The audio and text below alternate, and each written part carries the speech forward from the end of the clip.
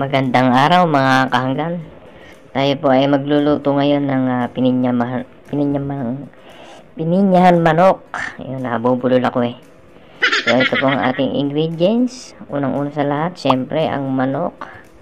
At lalagyan agad natin ng pineapple juice yan. Syempre, di ba? Hindi lang isa kundi dalawang pineapple juice. Para mas masarap, babad siya. So ayan mga kahanggan, mababad po natin yan ng kahit mga isang oras lang. Madalian lang na luto, pwede namang isang araw, sa akin isang oras lang. So ngayon ay magpiprito muna tayo ng gulay. So lagyan muna natin ng mantika ang ating lutuan.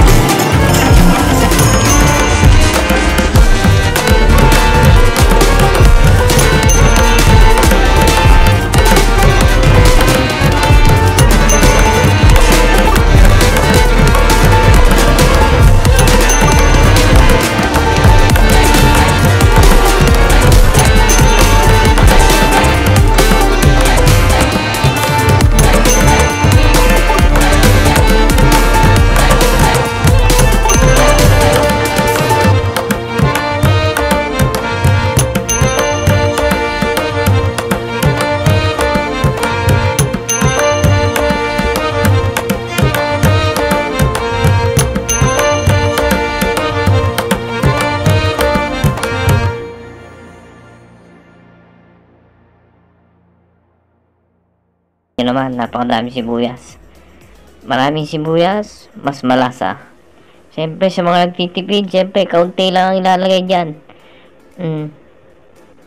Ayan, so yung ating binabad na manok na isang oras, ayan na. Ilagay na natin mga kahanggan upang maluto naman yan. Siyempre palalasahin na natin yan. Lagyan natin ng patis.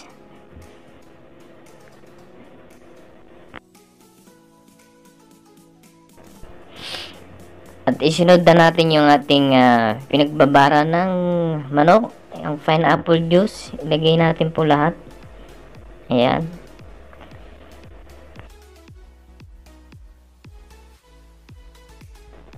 Lagyan natin ng pamintang pino. Ayan, at hindi mabuksan. Nakabarado yata. So ayan, nalagyan na natin ng pamintang pino. At maya maya ay ating lulutuin ito na mga 30 minutes itong ating pininyang manok. So ayan. So ayan, habang kumukulo po ang ating pininyang manok na yan, shout out muna tayo sa ating mga viewers na nanonood ngayon. Yung mga bago pa lamang na nakakapanood sa aking vlog, mag-subscribe na po kayo sa aking YouTube channel kayo po ay ngayon lang nanonood, syempre. At sa mga taga San Miguel, Margontong, Cavite, shout out sa inyo. So ayan na po mga kahanggan, pagkatapos po ng 30 minutes na pagluluto nito o pagpapakulo. So ayan na yung magiging itsura niya. So lagyan natin ng itlog. Yung itlog natin nilaga na yan, so ilagay natin. Okay.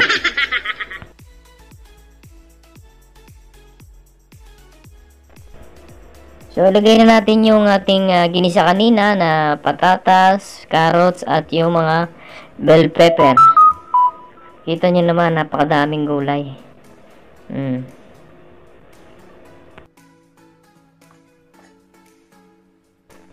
So, lagyan naman natin ng konting ginayat na pinya. Ito sponsor ng hotel. Binigay sa akin. Lagyan natin ng pinya. Ayun, nailagay na po mga kahanggan. Kita nyo naman mga kahanggan. Siyempre, lagyan din natin ng chicken cubes. Sa inyo kung hindi nyo nalagyan, pero sa akin, lagyan ko na ng chicken cubes. Para lalong mas malasa ang ating niluluto. Siyempre, lagyan natin ng magic sarap. Ang padagdag lasa din yan.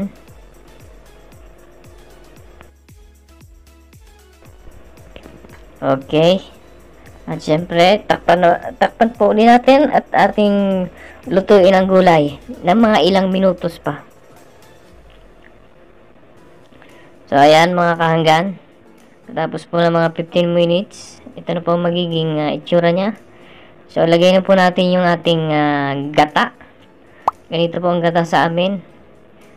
Nakalata na. At dagdagan natin ng konting asin.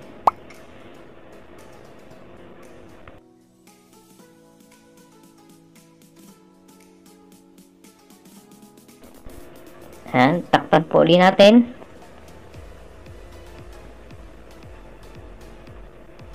At syempre, ating uling bubuksan. At atin namang ilagyan ng chili pepper or green chili. Ayun, para merong konting kagat o anghang.